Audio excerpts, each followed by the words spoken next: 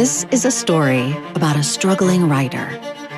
She gets invited to a writing retreat. She thinks it's a once-in-a-lifetime opportunity with a famous horror novelist. All the invited writers gather at this remote estate, where the house itself has a storied and dark past. We're talking about the New York Times bestseller, The Writing Retreat, with author Julia Bartz, on this Desideratum.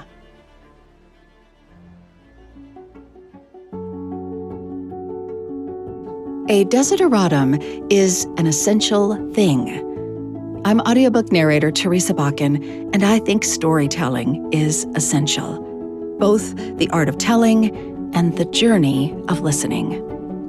I want to give a quick thank you to this episode's sponsor, Positron. Positron provides fantastic services for audio artists and producers like me. I use them for prepping and proofing audiobooks. They honestly make my job easier. You can sign up for a free demo of all that they offer at positron.com.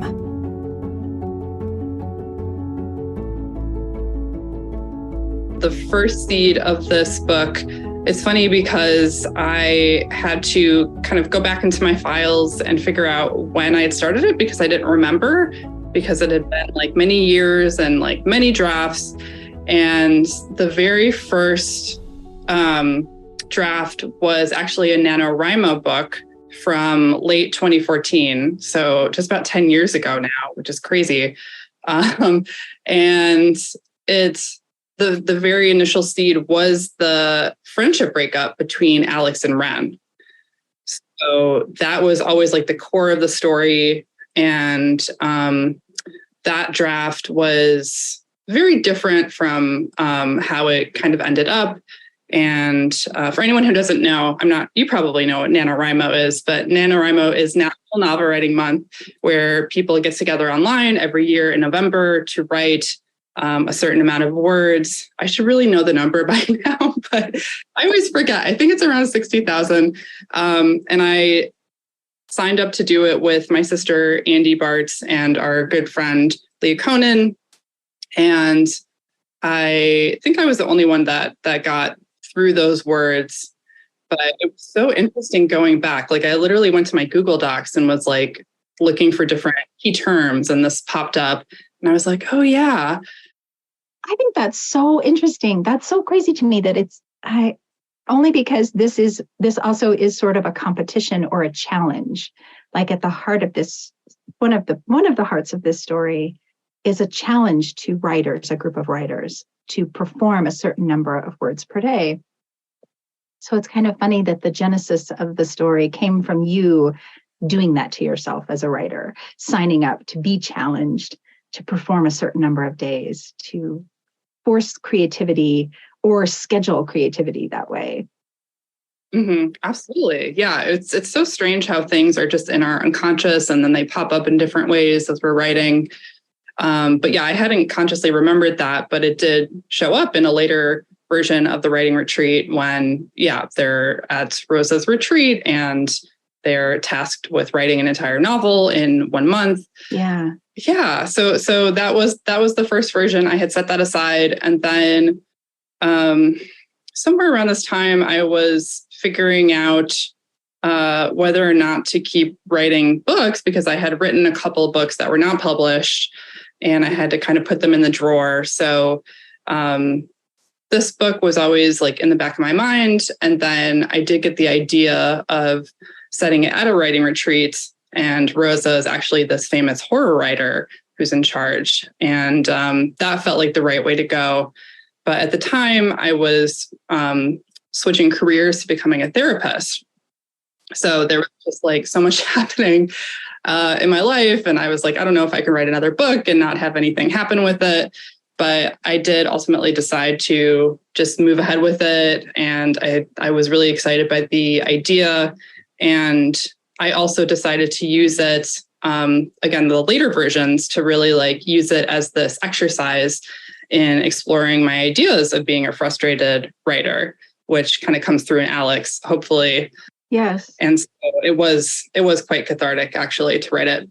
Yeah, I think that's funny because that's that idea of a plan B of, first finding a way to challenge yourself and schedule the creativity and force yourself to like the exercise of writing is so interesting to me. And then that sometimes when we shift our focus a little and work on something else or develop some other part of ourselves, creativity sneaks back in, that it almost frees that to rise up and find a different voice or a different way to express itself. Like that's so cool that that's a point of your life where you were, where this really came to you as a more complete story. Mm-hmm. Yeah. And I think just to jump on to that point, I think that in my quest to switch careers and become a therapist, I never thought about how that would affect my writing and how that would really deepen and enrich it, because I'm really going into this world of psychology, emotions, like even trauma. That's kind of a big theme in the book as well. So it was kind of a nice surprise to realize that those two careers go hand in hand. Yes. Yes, I sometimes think the more writers that I meet, the more they're always writers. And everything else that feeds them is still the sort of, you're still a storyteller, and everything sort of feeds into that in the other avenues and the ways that you express life and experience life, like that you're ultimately still a storyteller, that you can't really stop that, Exactly. Yeah. And there's even forms of therapy. There's a type of therapy called narrative therapy, where you help people look at their lives and kind of make it into a narrative or a story so that it makes more sense to them, or so that it feels more empowering. So yeah, that's just really kind of built in. Well, so for me, one of the essential themes in this is this idea of friendship, and bonds of friendship and complexity of friendship and broken friendship. So the story opens, and one of our main characters is taking a subway ride, and she's on her way to sort of celebrate another friend who's a writer. There's many writers in this story. And she's sort of dreading seeing someone that she's no longer speaking to. But that's a really essential theme to me, this friendship that's broken, and you hook us in. There's even like a sense of dread. This is a thriller. And there's even on the subway, you've threaded through this sort of, there's a sense of dread about their relationship and what's happened. Friday night commuters filled the sweaty subway car. I stood over two seated girls who were maybe in high school, their mascara-laden eyes darting, hands pulling nervously at hair. One leaned in and said something into the other's ear. She nodded sagely, and they regarded each other with smirks. The interaction jabbed like a penknife in the ribs. Their shared world, their undeniable certainty that they were a team. It reminded me of early days with Wren, holding hands as we rode out to Bushwick, wearing cheap leather leggings, swigging from a shared plastic bottle of vodka and soda. Stop. I curled my fist in my pocket, digging my fingernails into my palm. I couldn't show up like this, with soft, pathetic yearning in my eyes. Wren and I were no longer best friends, or friends at all. And that was fine. I was 30 years old. It didn't make sense that I was still so broken up about a goddamn friendship. Yeah, I think there was something about the intensity of certain friendships, particularly female friendships, that I wanted to really explore. And I mean, a lot of people have reached out and told me that they have been through this. I think most of us have been through this at some point. Yeah. Having these really close friendships that, in our society, romantic relationships are often given kind of top billing, and we're allowed to be, really upset and distraught after those end. But we it's a little bit more confusing in terms of more platonic relationships. Although I will say with this relationship, there's more to the story, but I don't want to give too much away. No, we won't. Yeah, we won't spoil it. But yes, I understand what you're saying is that we oftentimes, the angst of romance and when it ends and the heartbreak that we feel through that, we don't always elevate friendship breakups to that same level. And you've done that here. You feel this trauma between them from the very beginning of the story. Mm-hmm. Yeah. And I think currently there's more people that are talking about that and acknowledging that friendships can be, so important in our lives. And like the Call Your Girlfriend authors, Anne Friedman, Aminatou Sow wrote a book I think it was called Big Friendship. And they were talking about their friendship. And again, it's like, it can be really intense. And these are people that you may know for many years and they don't always continue forever. So there is that question that when either something happens, like with Rin and Alex, there's kind of an event that happens that breaks them apart. But it can also be more subtle and maybe you're just kind of moving in different directions. That's something that actually comes up with my clients a lot is friendship issues, and either my friend is fading from me or I don't know how I feel in this friendship anymore. So that was something that, and it's funny to go back to that first iteration. And that again was such an important seed in the story. Yeah. Yes, I liked it. The other really important seed in the story is how many different stories you weave into it. So it's set, this group of writers, aspiring writers, are given this great opportunity, this great gift to go on a writing retreat. And they're being hosted by someone who's enormously successful that they all admire and look up to. And they get there and are instantly thrown into coming up with a story. And you, as the author of this story, weave together, you give us glimpses of a lot of different stories here. And that was really fun. I think part two, when we get to part two, we're in this spiritualist story. Can you talk a little bit about how you decided to do that, or how important that was for you to the story? That took a lot of time and energy. And it was almost like an exercise. Like, what would each character at this writing retreat be interested in writing about? Yeah. And also remember that they're all fans of Rosa, who writes kind of these feminist horror tales. So they had to kind of have certain themes in common. And yeah, Rosa, that was also an exercise coming up with her novels and being able to talk about them in the book in a way that doesn't feel like, I didn't want it to feel too confusing. Like, it is a little confusing, right? Because we're talking about Rosa's career and like her, like every book is like different for, again, reasons that I can't share. Yes, but she has this history of stories. So we get some of the glimpses of her stories. Yeah. Each one of the characters that's at the retreat is developing a story. So it just is, I don't know, it was just this great buffet of stories. And I don't know, I really enjoyed it. That was not something I think I don't know that I've read another book where authors were gathered together and you got to sort of sit on the sidelines and watch how they work, watch how that percolates, how they develop those ideas. And no, I didn't find it confusing. I thought it was super intriguing. And my favorite was The Great Commission, this spiritualist story. Can you talk a little bit about the inspiration for that story within this story?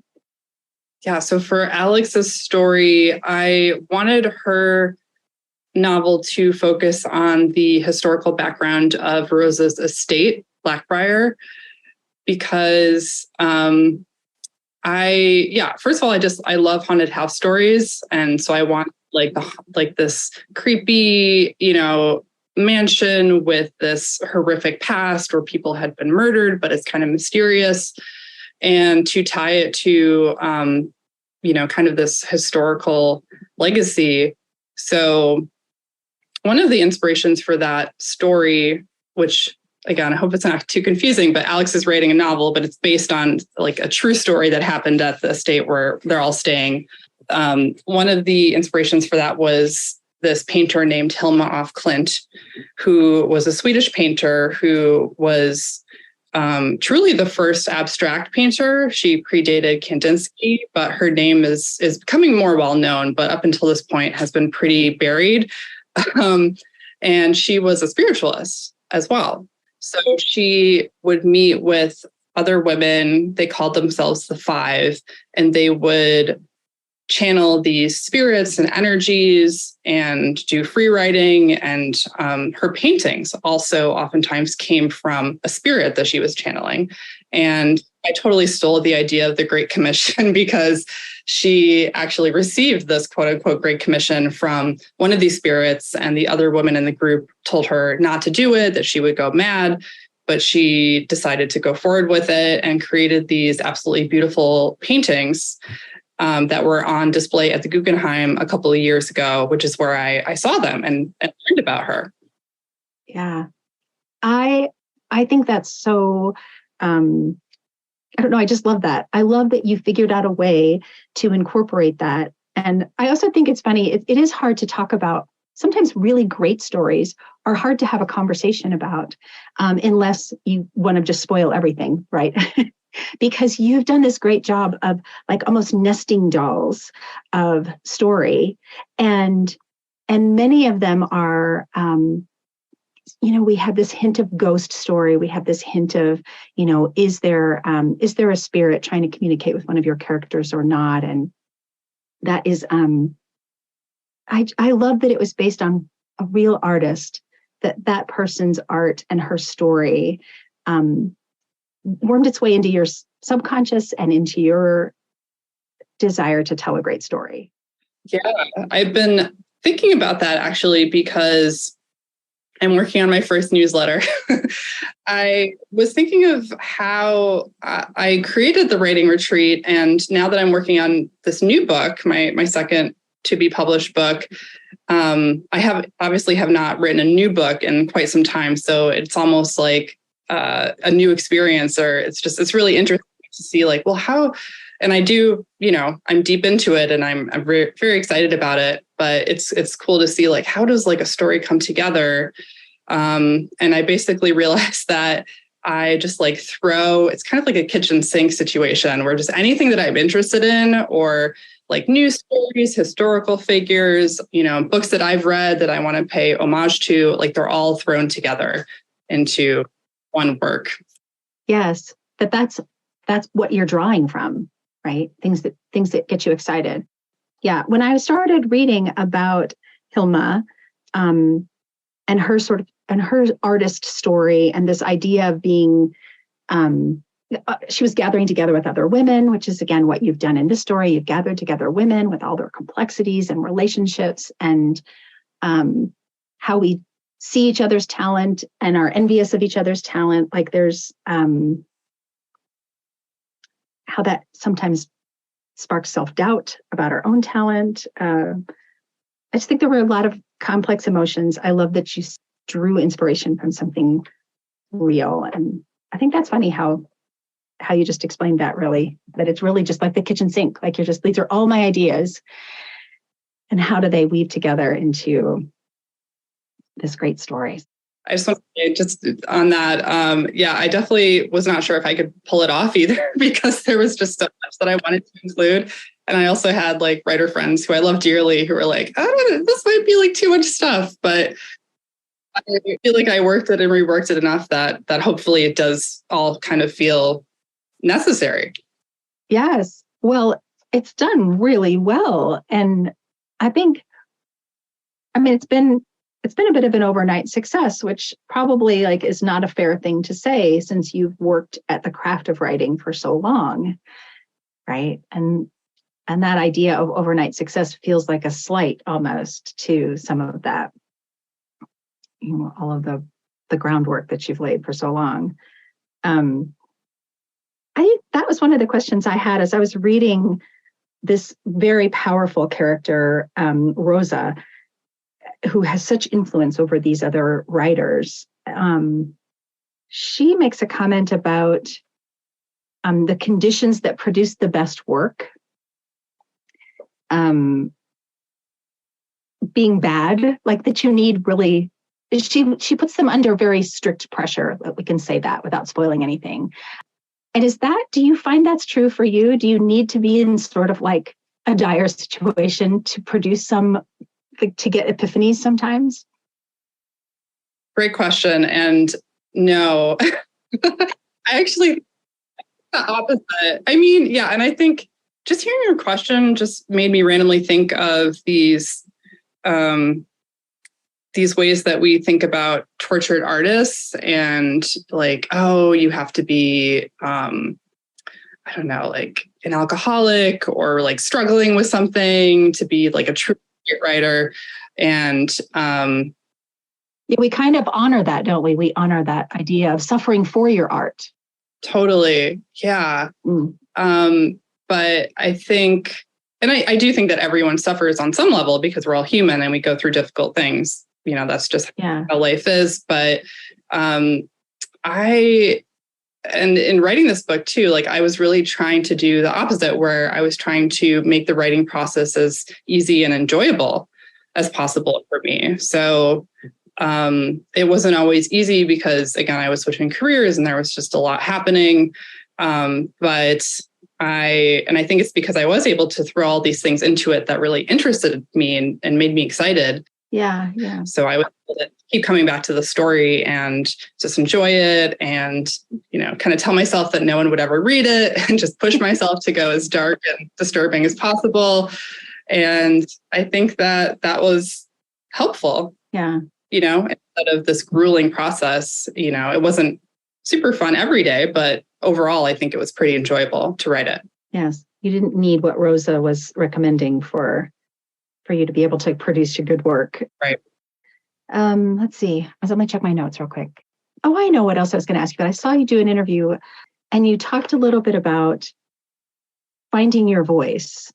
And I think it's important to mention that you are that your mother was a librarian, right? And that you're from a family with other writers. Your sister's also extremely successful as a writer, and that as you came into this success and how you were able to find your voice to talk about it, you also drew from family. You know that we are all sort of a collection of the past, right? And you referenced your grandmother. Would you talk a little bit about that? Absolutely. Yeah. Thank you for bringing that up. Yeah, my mom was a volunteer librarian and she had a huge hand in getting my sister Andy and me excited about writing. And she would take us she was a librarian at our school, but she would also take us to the public library and we'd constantly be taking books out. And yeah, there was always this respect for stories, I think, growing up. And one of the stories within our family was the background of my mother's parents, who both survived the Holocaust. And both of them, like, amazingly wrote memoirs about their experiences just for our family. And so I remember reading them. I think I was like 12 or 13. I don't think I really talked about this before, but yeah, they both wrote kind of like these little self-published books with like pictures in them and just really sharing their experiences going through the war. Wow. And then living in communist Hungary afterwards and making an escape, like literally on foot across the border to Yugoslavia. The border was shutting down. It's crazy. Like, it's still hard for me to believe that actually happened. It feels so, so disturbing and dramatic. But it was always just something that we knew. And it wasn't like my grandparents talked about that a lot. Like, they, for the most part, when they came to the US, they really wanted to move forward. But writing their memoirs was their way of going back over their experiences in this kind of cathartic way. Yes. And making sure that the story survived. Yeah, exactly. So that, I was so grateful. My grandfather has passed, but my grandma is still alive, and just saw her a few weeks ago. And she's doing great. But yeah, there was always this feeling of this kind of dark history. And that was something that I wanted to include in this book as well, is just how our history societally and then within our families too can really affect us. And I think that's why with this book, I also wanted to bring up the Holocaust, and like Rosa's Hungarian, as is the main character, her mother is Hungarian. So they kind of bond over that. Yeah. And have that be in both of their backgrounds and part of their trauma. Yeah. And I think it's so remarkable to have been given the gift of a powerful story like that. Like, I think the courage to write it down, the courage to create a memoir from a survival story like that, and that you would have grown up with that being part of you as well, right? Like, that's just an incredible gift. And I don't know. And I think also the article that I read had to do too with sort of finding your voice, was what I wrote down about it, where it's not always easy to speak in public. It's not always easy to talk about your work. And I think we just assume that authors want to do that. Honestly, like, we just assume you just can't wait. Just tell us all about it. But it's not. It's easier. I think it's one thing to be able to create on the page and put story down, and it's another one completely to be able to talk to people about it. Yeah, I mean, that was my greatest fear. I mean, I was so excited when the book got picked up, but I knew that I would have to be doing these public facing events and interviews and podcasts, and that was just completely overwhelming and terrifying to me. And I did find an amazing public speaking coach, and she's also a somatic therapist, Erica Ackerman, in LA, for anyone who might be looking for someone similar. And she really helped me both with the physical, like, nervous system activation and how to handle that, but then also she's a somatic therapist, so she also had some very therapeutic techniques for going into this idea of why it was so scary for me to use my voice and to share myself and expose myself in this way. Because I do feel like this book is very personal in a lot of ways, even though it's a crazy, unhinged thriller. There's also a lot in there that does feel very personal. And so it didn't feel natural for me. Like, I'm definitely not a performer, to be able to just know how to talk about it. Yeah. Yeah. Well, thanks for talking to me about it. Yeah, thank you for asking. Yeah. I appreciate it. And I think the last question I'll ask you, you've been so generous with your time.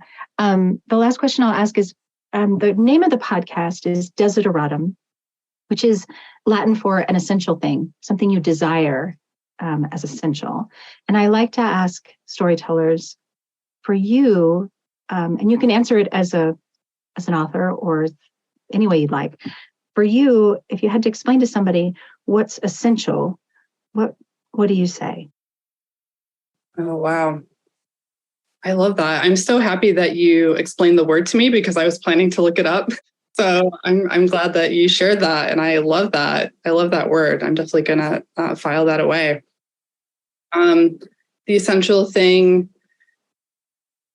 I think for me, and I think it's a major theme of this book too, is self-compassion over shame. Wow. And that might sound a little heavy, but there were definitely things that I was working through when writing this book, including, this feeling of being a failed writer. Like, I tried to write multiple books and get them published. It didn't happen. And I think in our society, until at least you start seeing kind of the underpinnings and the structure and the system and how everything works against most people just in general, right? Yeah. there's just this idea that things are going to work out if you work hard enough. And I do think that they eventually do work out for creative people, but it just might take a lot more time than you're thinking. And for me, being a writer was always first and foremost like my identity. That's who I considered myself to be from a very early age. So when things were working out and I was seeing, all these friends getting published around me, it really led to this kind of identity crisis. And, maybe I am not good enough. And it was pretty tough. And funnily enough, that's when I first started my own therapy journey with my therapist in my early 30s. And that led me to wanting to become a therapist as well, because in that space, I was able to work through these feelings of shame and failure and come out the other side feeling much more compassion for myself. And I think overall, it led me to see writing in a very different way, which, as Alex says at the end of the book, and I don't think, or towards the end, I'll say, and I don't think this is a spoiler, but she really realizes that she is a writer, regardless of whether or not she's ever published. So, so I think that is the essential thing, to just know that, we're really thrown around by these external forces around us. And, hopefully we can do activist work around changing that.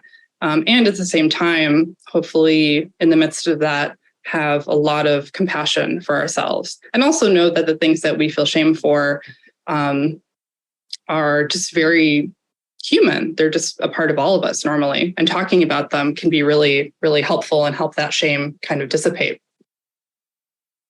Yes. I love that. Oh, good. I love the way you articulated that. I think that is just so universally, I almost just feel a weight lifting off to me just listening to you say that, right? Like, just compassion for ourselves is so hard. That was beautiful. Thank you so much. That was really great. That's good. Yeah, I love that question.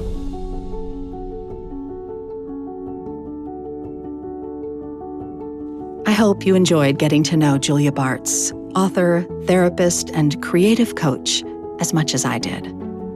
You can follow her and get her newsletter through her website, juliabartz.com. I'll put a link in the show notes.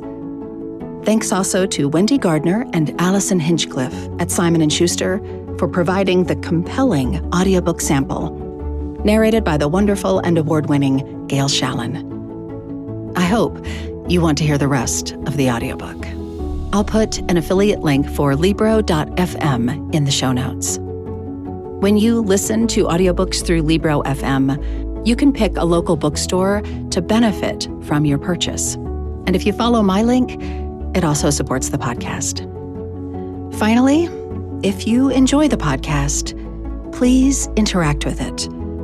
Like, subscribe, follow, leave a review on any platform where you listen. And really, thanks for listening.